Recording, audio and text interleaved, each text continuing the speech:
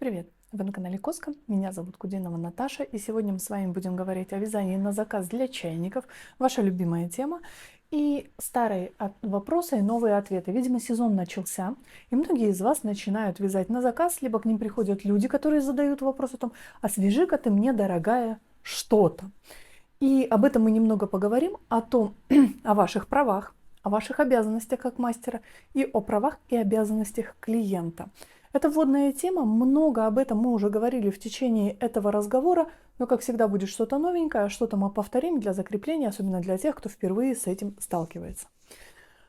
Я сейчас очень много времени провожу в магазине пряжи в Сербии, я сама в нем работаю. А значит, постоянно я общаюсь с клиентами и очень часто, буквально 3 раза в неделю ко мне приходят какие-то люди с улицы, которые просто шли мимо, увидели магазин пряжи. Если вдруг я в этот момент вязала, то ты так раскрылась, детка. И говорят, свяжи мне что-то, свяжи мне свитер. Чаще всего подводка такая, моя мама или бабушка вязала, она умерла, человек уже довольно взрослый, который ко мне обращается, говорит, я хочу повторить эту вещь, хочу такое же. Радостно сообщает мне. Ну и о том, что мама или бабушка еще великолепно вязала. Здесь у нас остаются сразу 2 проблемы. Во-первых, этот человек получил эту вещь бесплатно. То есть, соответственно, его представление... ну и, конечно, да, я заплачу. Его представление о цене, оно немножко может быть неадекватным. Это нужно обязательно проговорить. Потому что уже были случаи, когда мастера радостно бросаются помогать человеку, а потом выясняется, что и спасибо ему 100 рублей и шоколадка.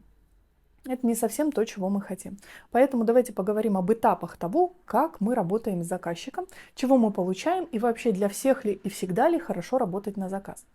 Есть такое в обществе распространенное мнение. Если ты вяжешь, а еще не дай бог хорошо, то значит ты точно можешь зарабатывать вязанием на заказ. Ура! Но проблема состоит в том, что как только с теми же людьми, которые тебе радостно сообщают о том, что тебе очень повезло, и ты теперь можешь вязать на заказ как мастер, ты довольно хороша или хорош, ты начинаешь говорить, окей, но моя работа стоит столько-то. А что так дорого, говорят тебе?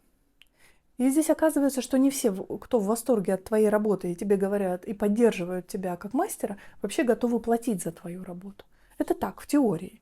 Ну или готовы, но немного. Или вообще они же тебя поддерживают, поэтому им лично, как друзьям, знакомым, вообще очень близким людям, можно бесплатно или почти бесплатно, или по цене ниток, или вот какие-то эти истории начинаются. Но мы с вами, если говорим о работе на заказ, то давайте сразу относиться к этому серьезно. И серьезно вести переговоры с нашими заказчиками. Как взрослые ребята, они как неуверенные в себе девочки и мальчики, которые в принципе, просто очень рады, что на них обратили внимание и их похвалили за то, что они вяжут. Нет, мы с вами уже не там. Так вот, к нам обратился человек, или мы решили показать себя на рынке услуги как мастера. Что мы делаем? Во-первых, мы должны точно представлять, что мы можем вязать. Есть люди, которые вяжут плечевые, но не могут вязать шапки. Они этого не любят. А когда вы любите вязать шапки, но не любите плечевые, к вам приходят со свистерами, саранами, вы берете, скрипя сердцем этот заказ, вы его вяжете, вы его и свяжете, не факт, что хорошо, если это не ваш конек, но самое главное удовольствие это не получите и настрадаетесь в процессе своей работы. А вроде как вязание на заказ радость нам должно приносить. Но это вроде бы как радость, тоже очень важный нюанс в том, что это все-таки работа. Когда вы связали одному близкому человеку, кому-то на работе на заказ, буквально 3-5 заказов из сарафанного радио, и почувствовали себя мастером, нужно понимать, что не все время все так происходит.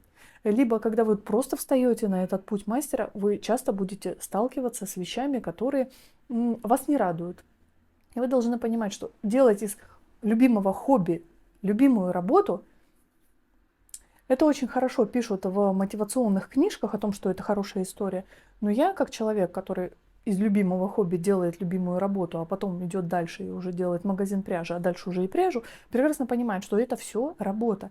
И любить-то можно любую работу, если ты способен уделять ей внимание, стараешься понять ее, улучшить. И когда ты улучшаешься в любой своей работе, ты ее все равно любишь. Окей.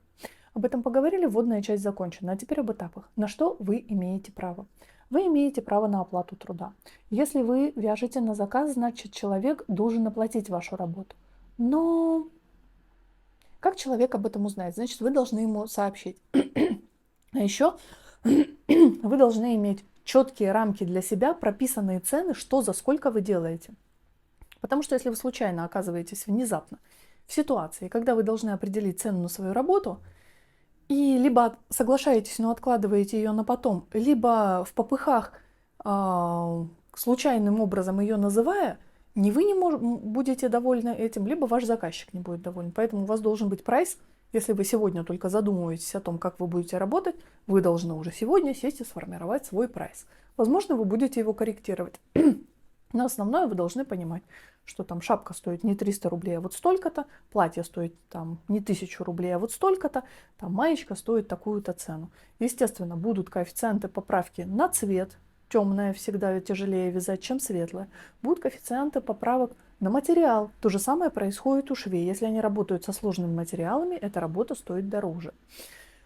Это нормально. И, соответственно, если вы работаете с человеком, вы должны полностью прописать модель. Окей, то есть вы ему сначала сообщаете, он говорит, я хочу свитер. Мы говорим, да, отлично, я могу связать свитер. Какой ты хочешь свитер? Он говорит, я хочу свитер вот такой с араном. Или я точно не знаю, ты же мастер, ты мне придумай, я хочу примерно такое. Это очень плохой сигнал, это плохой вариант.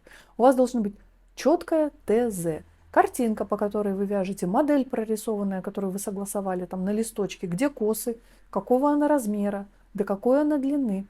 И когда вы полностью прописали модель, ваш заказчик должен это подписать. Или хотя бы полностью согласовать. Я предпочитаю подпись, потому что это удобно. Не обязательно это должен быть договор, как пишут на многих форумах или как мы с вами обсуждали.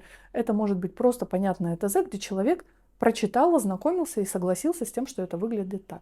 Потому что потом, когда к вам придут на примерку свитера, связанного снизу вверх, и вам скажут, знаешь что, давай сантиметра на 3 подлиннее, а так не работает, изделие уже все собрано, и на примерке вроде бы все было нормально, а тут тебе надо все это... Или давай покороче, и все надо перевязывать, надо корректировать. Поэтому, когда у вас четкие границы изделия, или, слушай, я думала, этот узор будет по-другому смотреться, давай другой попробуем. В смысле попробуем? Вот изделие. Вот мы его заказали, я его связала, работа сделана. Все другие изменения, которые отходят от нашего с вами согласованной модели, согласованного шаблона, должны оплачиваться дополнительно. Если человек посмотрел на шапку, померил, сказал, нет, слушай, я хочу ее свободной, а значит нужно перевязать ее полностью, более широкую, да, то он должен оплатить эту работу еще раз. Потому что так можно очень долго. Особенно начинающие мастера, я просто начинаю злиться, когда мне об этом рассказывают, когда ой, да я переделаю, человек передумал, он немножко по-другому хочет. А человек понимает, что ты все снова переделываешь, полностью распускаешь изделие и снова его вяжешь. Да, но я на это согласилась. Окей, если ты на это согласилась, а если нет? Ты просто делаешь одну и ту же работу, стесняясь сообщить об этом. Поэтому на берегу сразу нужно обговорить об этом. Все переделки дополнительно оплачиваются. Хотите что-то еще? Так. А можно я потом вам принесу, вы же мне немножко переделаете? Конечно, если у меня деньги кончатся, я же к вам подойду, вы мне немножко переведете. Ну вот примерно такая история. Чтобы человек тоже, клиент ощущал свою ответственность. Это равноправное взаимодействие. Ваши обязанности как мастера. Вы должны полностью объяснить человеку, как это будет смотреться, как это будет выглядеть. Если человек хочет, например, пряжу, не подходящую по модели, вы должны четко ему объяснить, почему это не подходит. Или, окей, мы можем это сделать, но как это будет выглядеть? Почему это будет, например, не как на картинке, которую он хочет. То есть, например, на картинке мохеровый свитер, он хочет такое же, но гладкое, и вы понимаете, что гладкое изделие, оно потеряет полностью свое очарование, легкость и будет смотреться по-другому. Это нужно сообщить словами через рот клиенту. Вы сообщаете о материалах, вы помогаете выбрать материал. То есть ситуация, в которой клиент приносит вам какую-то рандомную пряжу, не дай бог, лежавшую у него дома от мамы, а вы из нее делаете просто шедевр, который будет долгие годы ему служить, не совсем жизнеспособен. Поэтому либо вы вместе выбираете пряжу, либо вы даете четкие указания, либо, например, если вы не можете у себя в городе купить пряжу, вы вместе выбираете в интернет-магазине, но вы как мастер контролируете этот процесс. Модель, материал. Дальше. Вы объяснили человеку, сколько стоит ваша работа, и обязательно взяли предоплату. Кажется, с одной стороны, что предоплата – это такая история, которая исключительно мастеру на руку.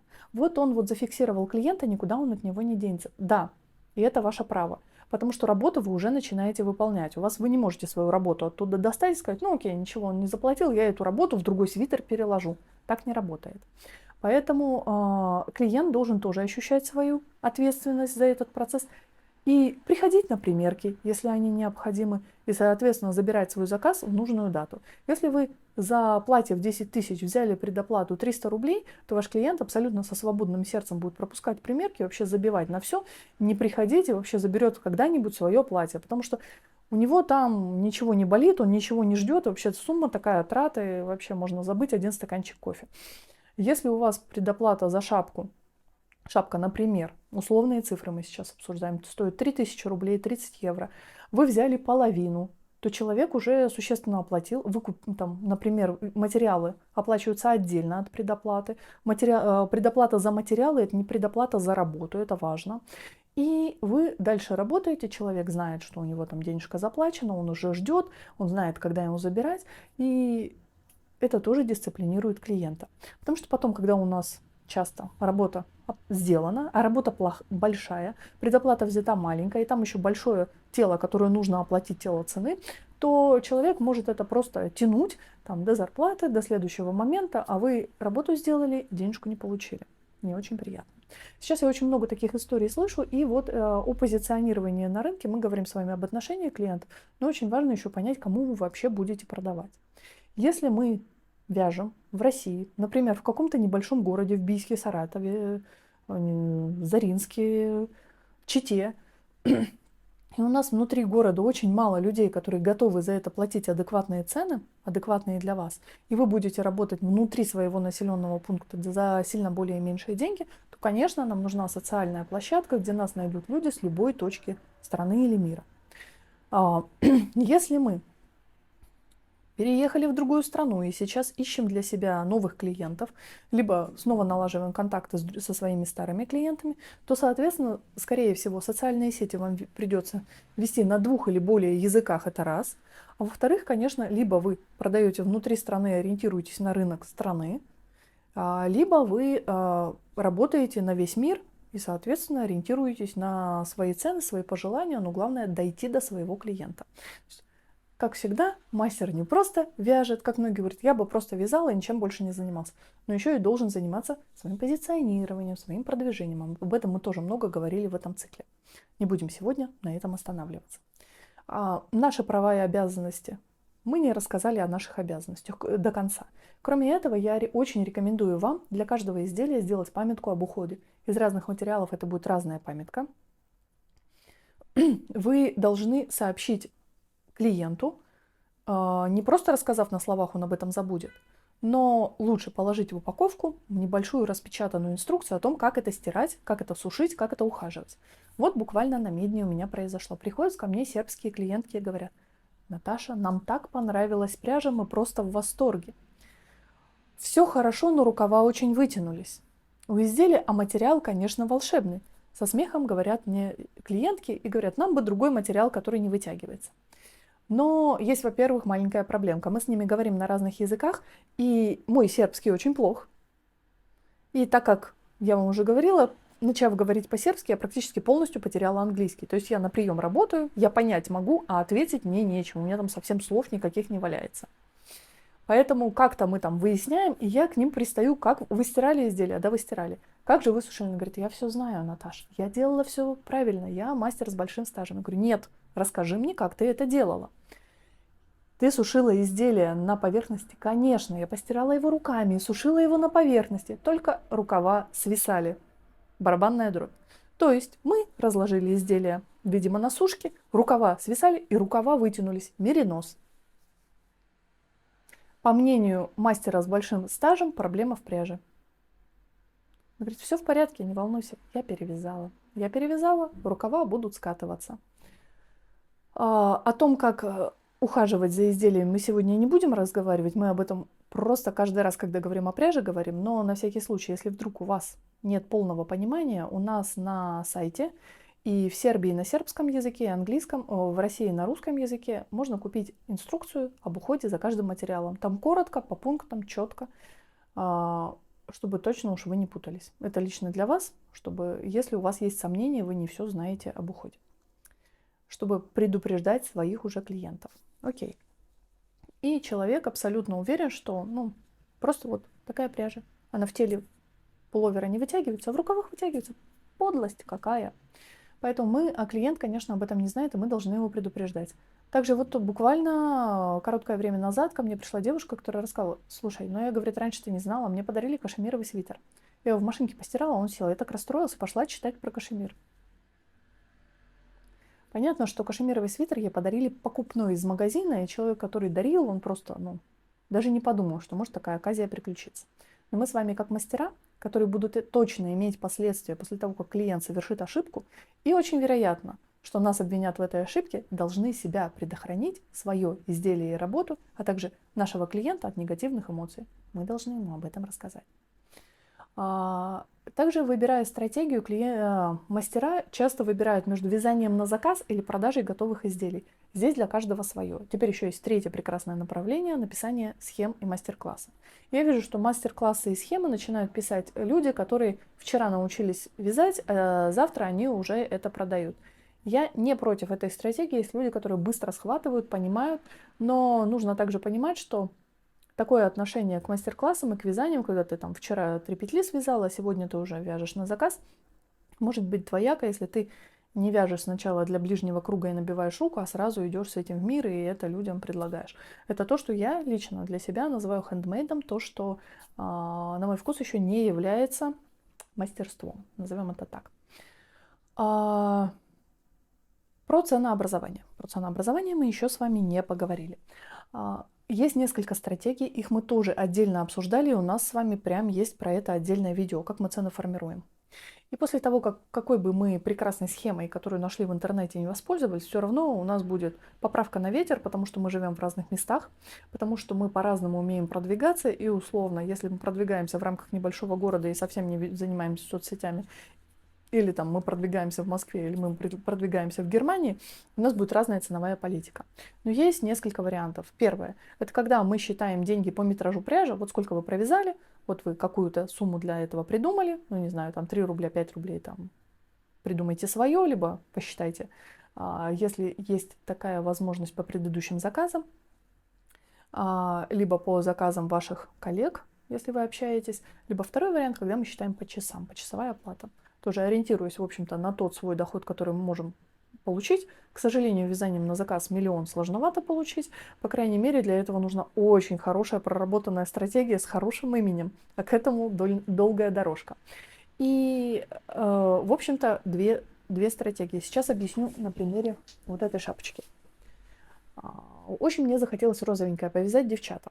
У меня девчата в семье только я, и поэтому я решила повязать подругам сына из детского сада. Так вот, взяла я ангору. Эта шапка весит 19 грамм. Вот эта звездочка 2 грамма. Вместе шапка весит 21 грамм. Это шапочка на девочку 3-4 лет, но она и на меня налезет. Это я про размер и расход пряжи.